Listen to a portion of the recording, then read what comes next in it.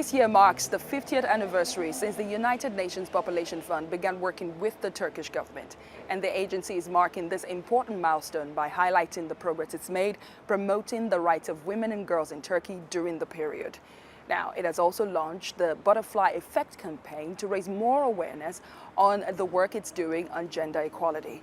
I'll be speaking to Diene Keita, the Deputy Executive Director of the UN Population Fund, about the agency's collaboration with the Turkish government and what the future holds for both partners.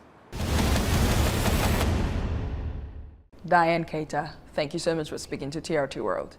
Thank you. What is it like working with the Turkish government in the last 50 years? Absolutely wonderful. The Turkish government has successfully decreased maternal mortality in their country. And for that, of course, it's a really good 50th anniversary. But of course, as any government, there are challenges as well. Tell us about those challenges. Challenges, as much as maternal mortality has decreased, violence against women are happening everywhere today in the world, and also in Turkey. Do you have specific data to back up the progress you've had in the last 50 years? Yes, Turkey has one of the lowest maternal mortality rate. We are less than 20%, and that's something absolutely incredible. But of course, COVID is impacting all that, and we are working even harder with the government to ensure that we keep those progress alive. The UNFPA's mandate is to make sure that every pregnancy is wanted, every childbirth is safe, and every young person's potential is fulfilled. How would you rate your work with Turkey with regards to this mandate in the last 50 years? On that, I think we are on a really good track on the mandate we have here in Turkey. I believe that the team we have on ground have successfully established incredible relationship not only with the government of Turkey, but as well with civil society organizations, including academias, and the private sector. So working along line with those partners really have allowed us during these 50 years to improve first the knowledge on the issues. To know if maternal mortality is decreasing, you need to have the data for that. And to have the data, you need population studies. What we have done, and we have done disaggregated studies, and that's really promising. But as I said, COVID has had its impact, and the humanitarian population is big as well. And the generosity of the Turkish government has been absolutely exceptional. But there is a host community, and the host community needs as much support and assistance that the refugee one. So we help all partners to make sure that we can reach out to those populations. And we both know that Turkey has been very generous, perhaps the most generous country in the world to refugees around the world. Do you think that this generosity has impacted the outcome that Turkey has been able to, in terms of the progress that Turkey should have made as regards your mandate? Yes, definitely. First, Turkey is an emerging economy. And in that respect, they have really invested in education and health. And in doing so, they have impacted in the mandate UNFPA promote. And that is really what is to celebrate during this 50th anniversary. And you've also launched the Butterfly Effect campaign. What is that about? I think that is from our staff to the rest of the world, all of us, you, me. It is what we can do at our own level to make a difference on someone else's life. That's the butterfly effect. Everyone can do a little, and that little can count significantly in the life of someone. So how do you intend to implement this Butterfly Effect campaign? How long is it going to run? And who should get involved? Oh, yeah, you already said that everybody. Everybody should see it at his own or her own level. Of course, young people are taking it, live on social media everywhere, but our goodwill ambassadors as well. And all of us. It's not because I work for UNFPA that I should be just doing that. In my own life, I should be able to do voluntary work, to be able to take out of my pocket to help my direct neighbor. What is the specific message of the Butterfly Effect campaign? Assist around you. Provide assistance around you.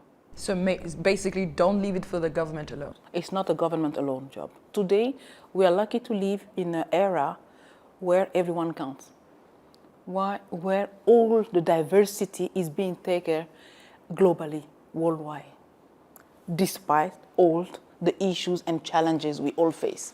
I'll take you a little bit away from the Butterfly campaign, which is very interesting, to a very controversial but very necessary topic. Turkey has a law called 6284. It was passed in 2012 and it was designed to protect women and girls from all forms of violence. Yet a UN report says only 1 out of 10 women who have been exposed to violence ask for help from an institution. Why do you think that is, and what can be done to make these women speak up? That's a very good point, and thank you for raising this issue. Violence against women is a very complex issue. So, because it's usually embedded in culture, in tradition, and speaking up about violence demands a lot of courage from anyone, wherever you sit. So that is why probably, despite the law, we still need to have to implement it. And I think we have a great partnership on that in training official, in training civil society and governor in the region to try just to understand that. Because to deal with violence, you need to know the standard operating procedures. It's so complex. How do you get someone to speak up? You need to trust first. How do you trust? Because if you go out, you say something that nobody will trust you, then your life could be ruined. That's the work we do at UNFPA with NGOs, with government, to make sure that women are trained enough, they get the support they need to have the necessary courage to speak up. How would you rate the fight to make the world more safe for women and more equal? Well, to make a world a safer place, I think there are practical action being taken everywhere. The problem of violence, you can make advocacy publicly up to a certain level. The rest, as I said, should be discreetly done, because you don't want to expose the women, you don't want to expose their family, but yet they need the same protection. So some of the things we have seen in Turkey to see how they handle the case of violence, it was interesting. And we are going to step up on our partnership with the authorities to make sure that we can have the right action at the right time for women. And we are getting there, but it will take time. Would you say that the UNFPA has any kind of program designed to help these women come forward? In case there's a woman who is going through a difficult time in a relationship right now, would like to reach out to the UNFPA or would like to be courageous, as you have said right now, are there such programs? There are. We have hotlines for those who can reach out to hotline, but we have community workers who can go to some community where we know that things may be happening, to talk to women, to create the necessary condition to do that.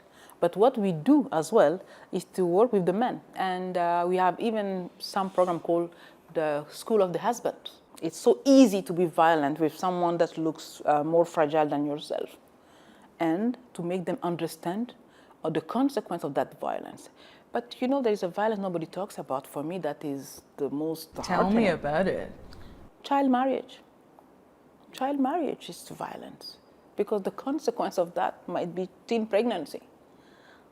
And teen pregnancy consequence may be death or fistula. You know, so violence. Also cervical cancer. But that comes from far away from that. Start earlier in the life process. So the fact is, the range of category of violence is so big, so linked to tradition and to modernity at the same time. So every society has a different approach. And UNFPA, wherever we are, we really work with national psychologists, national medical doctor, anyone who can bring something to the conversation to make first those women safe. So we have safe space and protection space as well, so that they can feel free to come with their children or by themselves to have people to talk to. Well, this is the part where I take you to your work in Africa, which spans, dealing with teenage pregnancy, early marriages, and whatnot. You've done a lot of work in that regard. Would you say you've made significant progress, and what are the challenges that remain? The challenges are big like this among us. That's the truth. Because for any progress we make, there are a new form of violence that's happened, especially in this world with so many crises, so many crises, let alone the health crisis, but take as well the climate challenge, and the governance crisis as well. So women are fragile. They're always the most at risk and the most affected. So we need to reinvent our training all the time to meet the need on specific area. What women need in the Sahel is absolutely not the same that a woman in the Sahelian Tigray needs. Absolutely not. And we make a difference from the violence, domestic or day-to-day violence, with crisis or humanitarian gender-based violence, because they are totally different. Sometimes they are really sexual related. You talked about the Tigray crisis. A UN report recently came out confirming that both sides of the conflict have committed atrocities, sexual violence against women. Is there anything the UNFPA is doing to support these women? And can you say for a fact that you have experienced or you've had stories from women who have come to the UNFPA to say they were sexually abused? UNFPA, we, like some other agencies, we are double-hatted. We work on the development side, but also humanitarian. And on humanitarian setting, we lead the cluster, the work on gender-based violence. What does it mean? That is a protection cluster.